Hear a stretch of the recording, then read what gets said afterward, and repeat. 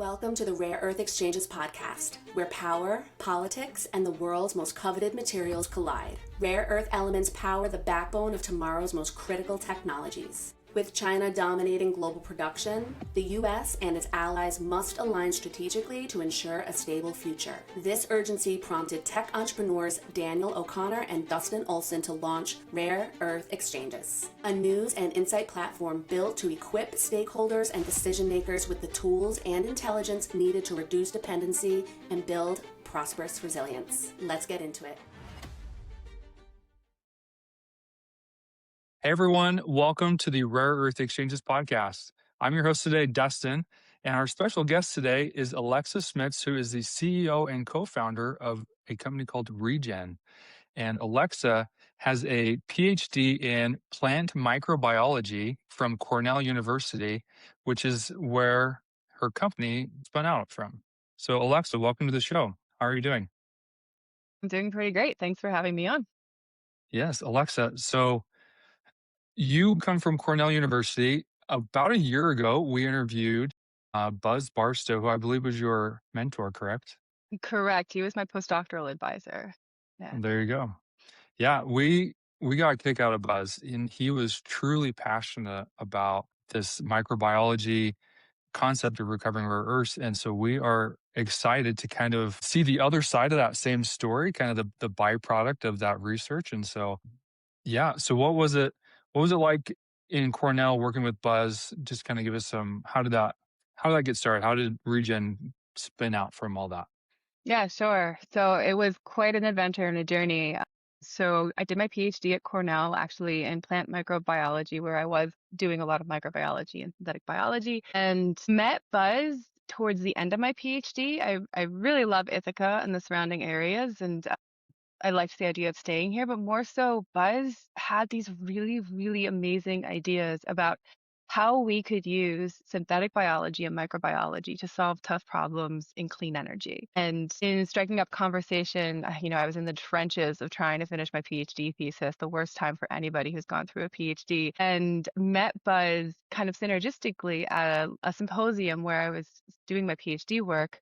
I struck up some conversations and realized immediately, like, this is what I want to do. I want to take everything I've learned over the past decade and figure out how to use it to solve problems for clean energy. And the big problem that we first tackled was the rare earth problem. How can we get these critical metals for clean energy infrastructure as cleanly as possible to avoid the impacts that are kind of taking away from the overall impact of having that clean energy in the first place? It's highly important, the work that you're doing, like truly. So did you have the intent to start a business while you're at Cornell? Was that like, you saw the opportunity, like, this has to be something I need to lead? No, actually, one thing that few people know about me is I started that postdoc getting into my work with Buz, and was still very academic. I had been doing basic research through much of my career, especially in my PhD, and understanding how biological mechanisms work, how we might potentially apply it. Certainly getting bogged down, you feel like at some point in basic research, I suspect everybody must go through it at some point thinking, like, what am I doing? How is this going to make an impact on the world? Is this really going to amount to anything? And started the postdoc with Buz with a newfound energy. First of all, he really likes to take really crazy risks, but then things come to fruition in his lab, which is pretty exciting, and didn't know really what I was getting myself into. So the idea was, could we engineer the microbe and make it better at rare earth bioleaching? Before I answer the question about, what was I thinking, I want to give some due credit to actually David Reed, Yoshiko Fujita, Vicki Thompson at Idaho National Lab that actually did some of the founding work on using gluconobacter oxidants to leach rare earth elements. So Buz and I were taking a look at that work. There was some commercial potential coming out of what they were doing, but the margins seemed pretty low using a wild type bacterium. And so our question was, hey, can we use synthetic biology, genetic engineering to improve the system enough to make the margins really at that level that would inspire commercial reality, commercial impact? And so I spent 4 years of a postdoc doing just that, saying, what are the mechanisms that make this work? how can we tweak it, tune those sensors to make it better? And to not our surprise, but our delight, we actually did result in engineering a microbe with very high efficiency for rare earth bioleaching. And it was about that point where we're like, we hit some really crucial mechanisms that we can tune, that I started feeling like, this needs to happen. This needs to be a reality. This needs to actually be commercialized, and started thinking about what it would take. And it's not often that you hear biotech and mining together, and to think that somebody could go and commercialize this was a bit of a reach, I thought. So I figured, why don't I give it a try? And kind of that's what I left into, and haven't really looked back since then. So no, didn't see it coming, but I'm very happy I took that turn. That's awesome. And that's an exciting story. So, how long has it been since you started ReeGen? Yeah, so we founded ReeGen in February of 2022. I was still a postdoc at Cornell then. I was working um, on kind of wrapping up my second paper in Buzz's lab, and we had finished engineering the microbe and knew about the efficiency improvements. We actually started the company with this idea that we would maybe start it someday, but my co-founder and I were thinking maybe in 2 years or so we'll actually do the company.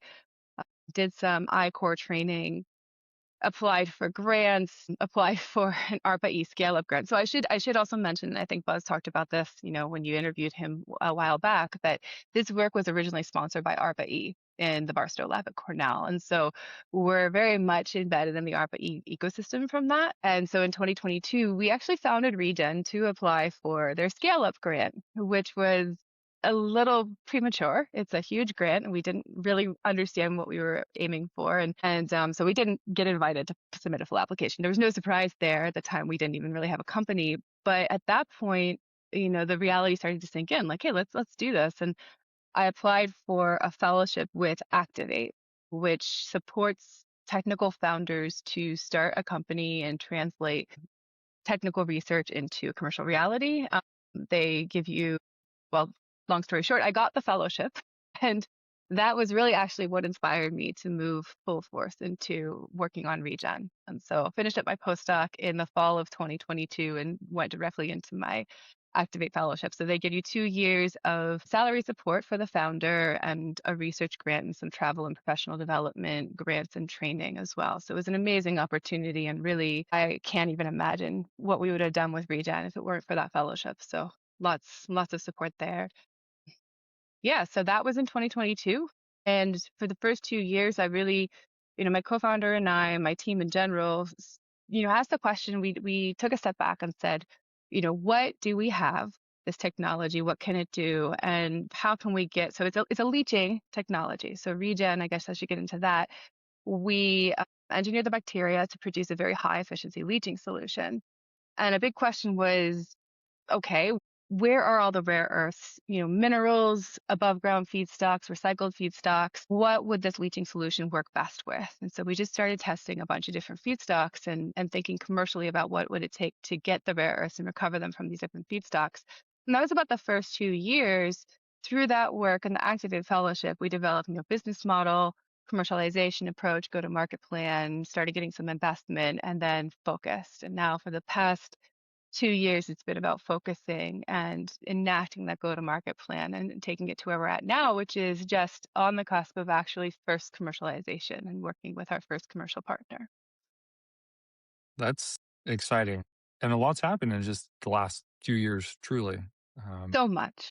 yeah, It's a wild ride. I look back, and also just like as a technical founder who's going through this journey, it's amazing. I feel like I've taken 2 MBAs in 4 years. It's pretty intense. right. Yeah, it's wild when you have to like almost get in the trenches, so to speak, and just like have to learn different things, put on different hats Absolutely. Yeah, to get the work startup is done. all about that.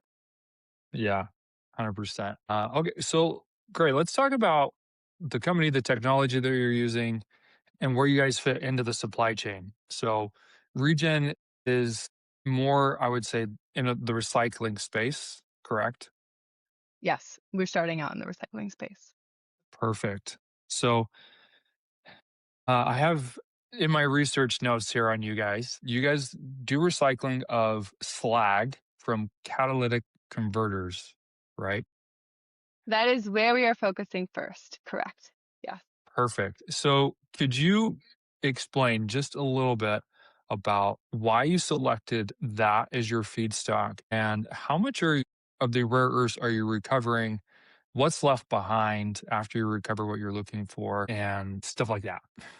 Sure. So just to explain it a little bit more, when we talk about slag, for those who don't know what slag is, it's the byproduct, it's the leftovers of what's left over after smelting other metals. So in the case of catalytic converters, the people who are recycling catalytic converters are trying to get those precious metals, platinum, palladium, rhodium, all the reasons why maybe some of you have had your catalytic converter stolen. I hope not. But catalytic converters, yeah, my parents have. I have not yet, knock on wood. So catalytic converters, though they have these precious metals in them that are incredibly worth recycling, they actually have a lot of rare earths in them as well. And less than 1% of rare earths is recycled, and that applies to catalytic converters as well. And just like when you look at electronics, all those rare earths, they're going someplace. And like I said, the first 2 years of ReeGen, we spent a lot of time trying to figure out where are the rare earths actually ending up. So knowing that they were used in catalytic converters, we actually came about it from a weird direction. We were trying to talk to people using rare earths for catalytic converters to see where they get them and how they decide where to buy rare earths, is sort of a customer discovery approach, and talked to somebody who literally said to us, yeah, we're bleeding neodymium. We are recycling the platinum, palladium, et cetera, and not recycling these rare earths. We keep having to go back to China for the neodymium. And I'm sure everybody on this podcast understands that that is not always the most secure way to get your materials.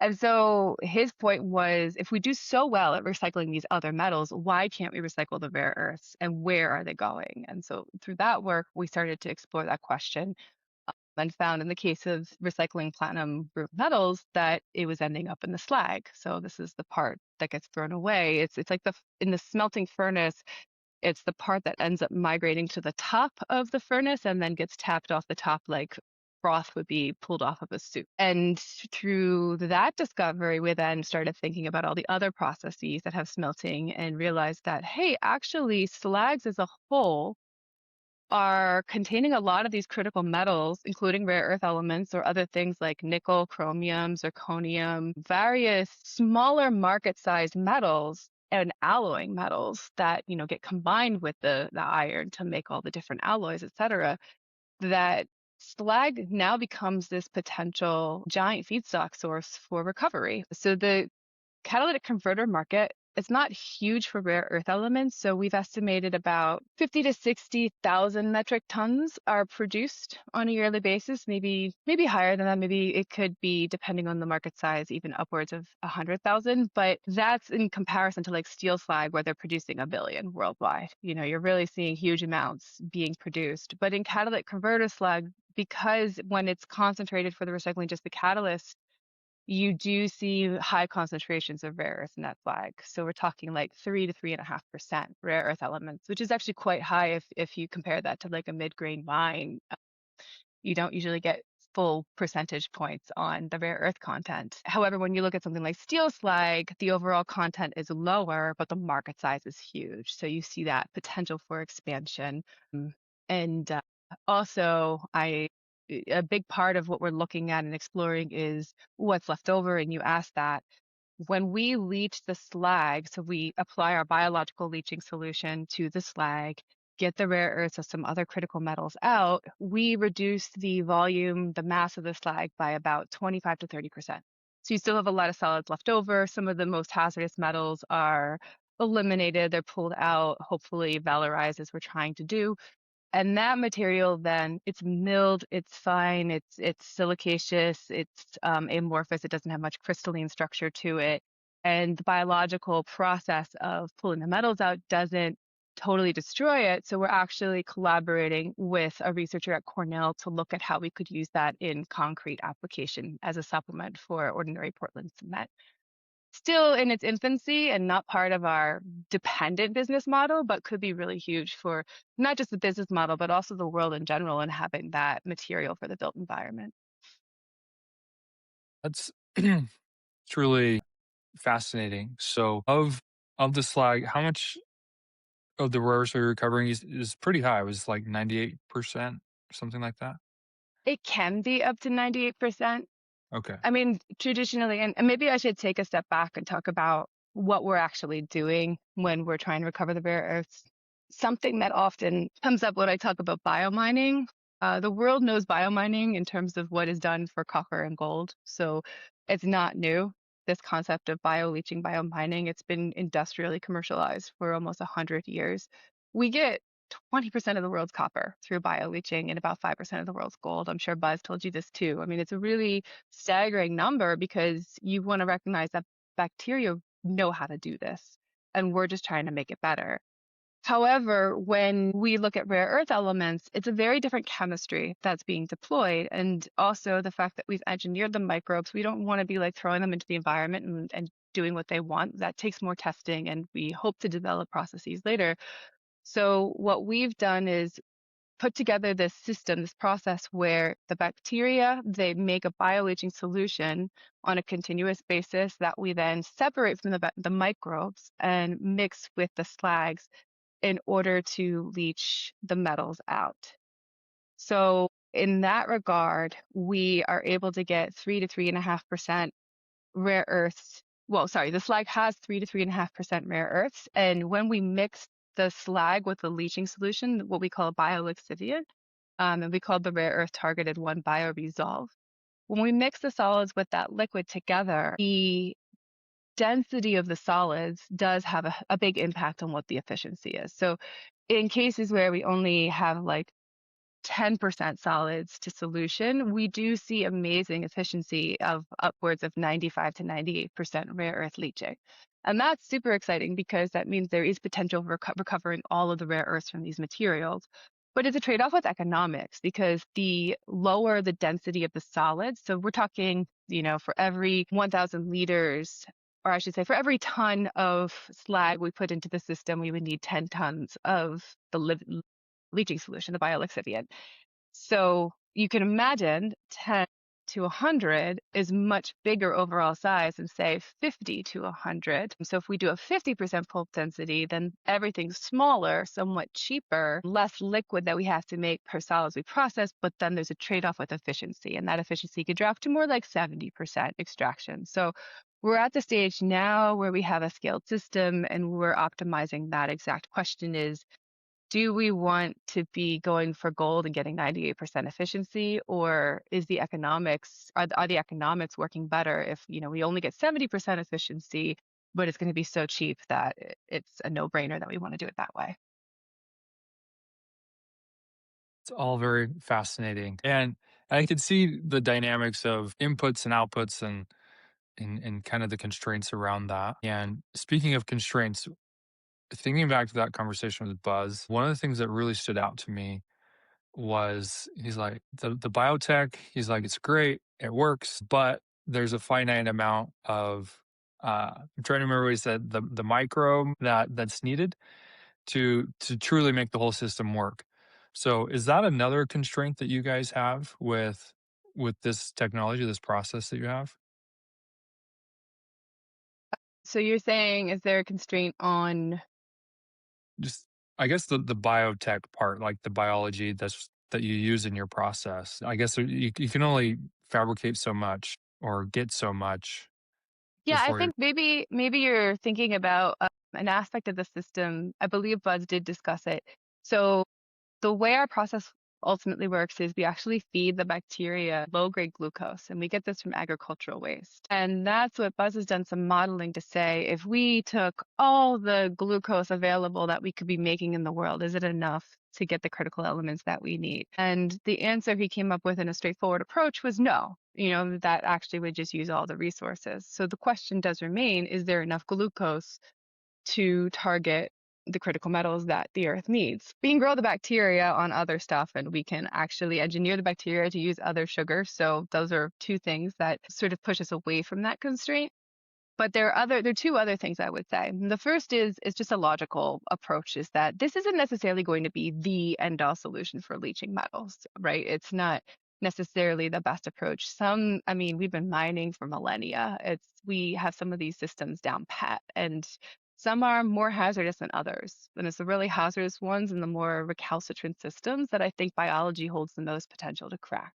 In fact, there are some really, really difficult to crack minerals that our bacteria can already crack pretty well. And then some that, we can kind of do, but we're really excited about possibly doing more engineering to use what biology has created and nature has created over the entirety of life in order to, find these really novel ways to crack those minerals efficiently.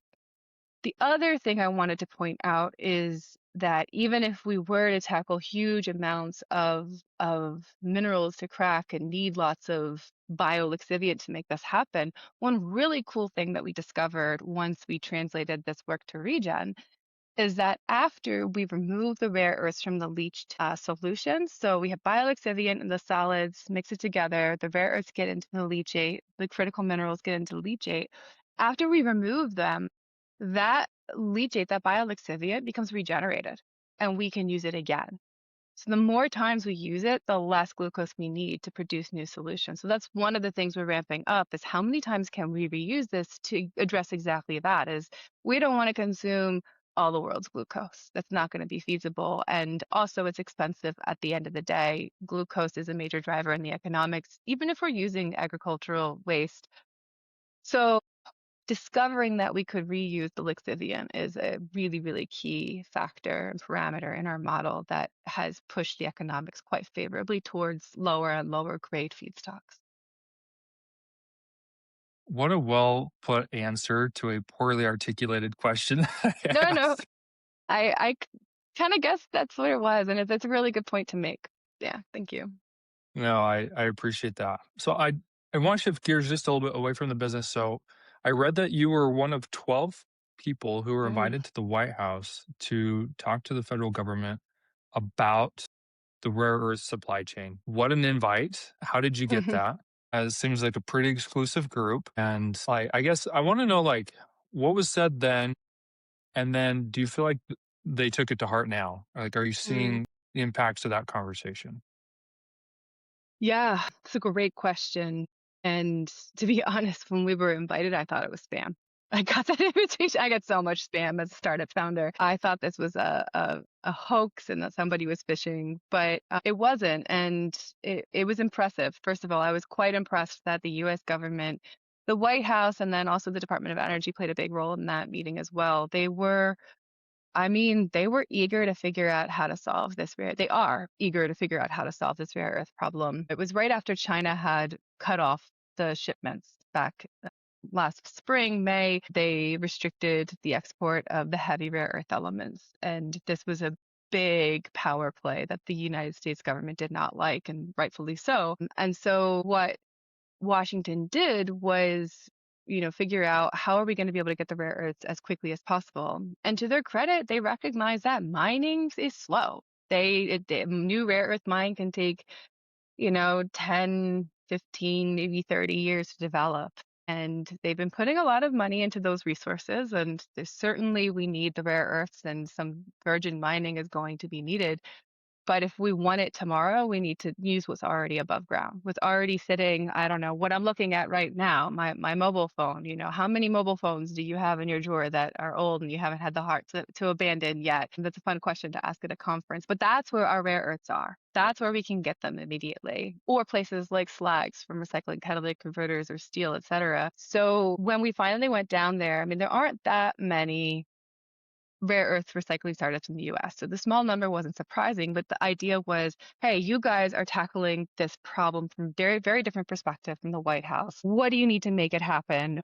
And how can we enable that? And so there was a lot of conversations coming out of that about funding resources, funding turnaround. The government's slow. It's always been slow. Governments all over the world are slow. And it was clear that making sure that these funding mechanisms or any sort of support mechanisms could happen in real time. It reminded me of the response to the COVID pandemic. The government, again, called down all of these vaccine startups and said, hey guys, we've got this national security problem. How are we going to solve it as quickly as possible? Tell us what you can do and let's make it happen. I feel that the rare earth issue, not having the secure supply chain in the United States, the geopolitical tensions, it's in such flux and it's a little more existential than, say, COVID-19. But I think it still is a really important problem that the US is taking seriously. And you've seen a lot more of the calls come out for organizations, academics, national labs, startups, industry to tackle the recycling question. How can we capture rare earths from all the unconventional above ground feedstocks and do it economically? Because while we might talk about some sort of subsidy or price floor, at the end of the day, we need to be able to do this sustainably, ongoing, without needing to rely on government funds to make it happen. So there've been a lot of interesting things playing out in the past almost year since that meeting was held, but a lot of really great stuff is coming out of it. And we've been to a few more workshops with especially the Department of Energy or the Department of Defense, Department of War, to look at strategies and to brainstorm new strategies and funding mechanisms to help support that. So a lot of credit to the US government. It's a little slower than they said it would be. I mean, we're still waiting for a grant. They told us we would hear from them by the end of January, but we've also been seeing a lot of faster turnaround and it's improved quite significantly. It's clear they're serious about trying to build this up. I will say, so I'm still optimistic, but I will say that like one of the critical things that wasn't discussed in the White House meeting that has been discussed since, and I think we probably should have brought up in that meeting and in retrospect, is the need to collaborate internationally. So the United States has really voiced this desire to have a domestic supply chain, which is important. But when you talk about something that is so heavily concentrated in one country like China, and we're talking resources, just the actual knowledge of how to do stuff that has been basically out of the US and Europe for so long, but also talent, workforce, the understanding of what it takes to actually do hydrometallurgy. There's just so little of that left in the United States alone that to say that we're suddenly going to build a supply chain without that infrastructure across all those sectors, I think is a little bit myopic. And so the way to make that happen is to compile resources with Europe, the UK, et cetera, and try to work together in order to build out a global ex-China or at least non-Chinese dependent supply chain. I think once we have a robust supply chain and a marketplace for rare earths, China absolutely should be part of it. I mean, it's just a matter of forcing them to be part of the global supply chain instead of dominating it themselves. I think that's well said and truly fascinating. And it's encouraging to hear that they're taking it seriously, and we definitely see that too. We're just not part of these exclusive workshops to know what's actually being said. To your point, though, I have even said on this show, like, I think the world is too small to do everything on your own. And so this idea of international community coming together and sharing of resources and talent and things like that to have that stable, unified supply chain is probably the best way forward. I also get, though, like on the flip side, like if China did test, who's to say somebody else won't do it again? Like same playbook. And Absolutely, so it's true. this idea of, let's do as much as we can domestically makes sense. Is it realistic in the short run? Probably not. I think as well with the talent that you said, like we don't have it. And we do, just not a lot of it. Right. I think beyond that, we've had several guests around the show say that the real knowledge, that real talent, those guys are beyond retirement age. Like some have come out of retirement just to have one last hurrah. But what does it look like to get college age citizens interested in this space, in manufacturing and in work that isn't involving Instagram, AI? AI? Yeah. Like I think there needs to be incentive programs to really accelerate some of that. And it is an investment, a time investment that goes way beyond a typical administration term. And that's Definitely. unfortunate, truly. So I'm aligned with you. I agree with what you said. So, um, Yeah. So yeah. I think I see the point on the international basis versus domestic supply chain. I do want to make a quick comment that it's not necessarily that we can't do it all domestically. It's that you have to think of the supply chain as like the value chain. It takes a lot to go from mineral to magnet, and you're looking at steps along the way that include the leaching downstream from us. We're selling to rare earth separators, and then you've got to metallize it and turn it into magnets. And I think that's a lot to ask for one country to build up all at once. So I think that's really my point, is that if you want the full supply chain to be robust, that's where you need to be looking at who's doing what in other countries, rather than just saying that like we can't do it alone. It's really the whole supply chain needs to be solid instead of just a part of it here and there. And to get that talent is something that we talk about a lot. So you've got great geologists all over the world, in the US, in some of these departments that put out really fantastic researchers. In terms of the actual technology that goes into mining, I need to say, to the credit of the retirees that have all that knowledge and they're coming back. I mean, maybe it's a last hurrah, but they really care about making sure that we can have secure supply chains. And I have tapped into that expertise many times along this journey. So there's much to be said and credited for those who have that expertise, but are the older generation. For the newer generation, the younger generation, we see a mixed bag between inspiration to get the critical metals and rare earth elements, and be making it domestically, but also, that rhetoric of mining is bad. So, I mean, mining is essential. You want your mobile phone, you want your computers, you need to mine. You need the critical metals. Ultimately, recycling will never amount for the amount that we need because we're building more and more of these materials in the infrastructure. Um, so it is tough sometimes to talk to the younger generation and convince them to get into mining. And I see that struggle among the companies I'm talking to. But what I do know is that at ReeGen, so we're producing this very clean leaching solution that could essentially replace mineral acids in the process flow sheets of the mining industry. And this is actually what has allowed us to tap into the above ground feedstocks, because we can actually set up shop right at the feedstock source and not worry about any of the critical minerals, sorry, excuse me, the hazardous waste that would be used if you do conventional critical mineral recovery.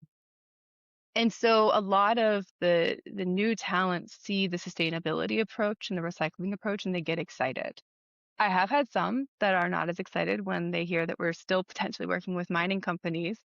But I think ultimately that, changing the rhetoric and the direction and the impacts of the mining industry as much as possible is probably what it's going to take to really inspire the younger generation to get on board with building that talent workforce. And I believe that, regardless of the administration, there's a lot of desire for lower impacts, basically because it's just cheaper. It's like when you have to deal with shipping sulfuric acid, getting rid of really hazardous waste. I mean, people could say, forget the environment, but then, what are you going to do into drinking water? Nobody wants to pollute drinking water, and that's an issue at the end of the day. Like, these are really hazardous materials that we need to be disposed of. And so it is expensive to take care of it. And if you could use biology to produce biological leaching solutions, replace some of the harmful solvents as well downstream, as many and we are also trying to do, you've got less of that hazardous waste, less of the shipping of hazardous materials, less disposal, polluting communities. And with or without digging up the earth, that is going to actually make, I believe, the workforce, the younger workforce, much more amenable to getting back into the mining industry and the hydrometallurgical processes and learning that needs to be done. Well said. And from my perspective, an outlook like that means I think your company will be headed in a great direction and an advocate for healthy, sustainable solutions that we'll all benefit from. So, on that note, Alexa, what does the future look like for ReeGen? What are you most excited about as you consider what the next year might look like, next Mm. 5 years? Yeah. So we've moved fast. I 4 years ago honestly hadn't really envisioned what this would look like where we are now, and we've been scaling rapidly. So about a year ago, we realized if we want to be able to apply this biological approach and really present a clean alternative to process flow sheets or what exists in process flow sheets, we would need to show that it works directly. And that means making a product that can go into our customers' systems, process flows themselves. And we pivoted just slightly to taking our leached solution and figuring out how to turn it into a real total rare earth oxide. And so figured that out, developed a pretty low impact, simple refining process downstream from our leaching, produced a TREO, estimated it was above 90%, and then worked with a downstream buyer to validate and confirm what we were getting. And indeed, we are making a total rare earth oxide around 98% of rare earths. And that told us, you know what? We need to make this happen. We've got feedstocks, we've got the slags, we've got partners eager to get rid of this waste that frankly it can be a pretty big liability or pain point for them that they have to pay to dispose or pay to ship to somebody to use in some application. Could we offset some of that expense and pretty rapidly get these rare earths into the supply chain? And I think those two things combined really get me out of bed in the morning. I'm so excited to not only start getting rare earths back into the supply chain out of post-consumer goods, but also working with industry partners that are looking for solutions to real world problems. So, within the next year, we aim to be on site with our first feedstock partner, converting, at least 10 tons of slag per day. So smaller commercial installation, 10 tons of slag into about 20 to 30 200 to 300, excuse my math, kilograms of rare earth oxides on a daily basis. So that is our goal to hit in 2027. So we're talking aiming for about a year from now, having that system set up and running with our first partner and actually selling recycled rare earths back into the supply chain here in the United States. And that to me is phenomenal. Like I'm so excited to get that rolling and show the world that, recycled rare earths can be a reality and biology has so much to offer in terms of unlocking that access. That's awesome. And for anyone who would be interested in getting involved with the work that you're doing, how can they find you? Where should they reach out? Yeah, great question. So my email is alexa@regen.tech. So Alexa, it's straight off of Amazon's Echo device, but I was first. And then ReeGen, REE, sorry, ReeGen.tech. Please reach out. We are actually fundraising pretty actively. I think that's probably my job for the rest of my life now. So we are still finishing up our smaller round and about to start our large fundraise in order to move forward with that first commercial deployment. So either way, if you are interested in advisory support, if you are a mining expert and you want to discuss more, if you feel that our biological solutions would fit into your process flow sheets, please do reach out. We're really excited to see where our technology can fill a gap in sustainable mining and rare earth recovery and other critical metals as well. So I look forward to hearing from anybody who's interested. Thanks so much. Alexa, thank you so much for being on the show and talking about your company, the technology you're using, but also just your perspective on the industry. I think it is really helpful and honestly a breath of fresh air to just hear that there's people who are like-minded and just want to see kind of the best solution, whatever that looks like. So Yeah, thanks thanks again for for being here. having me. And I really hope we can all work together. I love what you guys are doing, and everybody on the show is making their dent and making an impact to solve the rare earth crisis that we're all really facing today. So thanks so much for doing what you do. It was a pleasure. Well, we love it. We love it just like you love what you're doing. So yeah, we appreciate it, Alexa. And hopefully we'll have you on the show again in the future to get an update on how things have been going and kind of what the new horizon might look like. Looking forward to it. Thanks. Great. Thanks.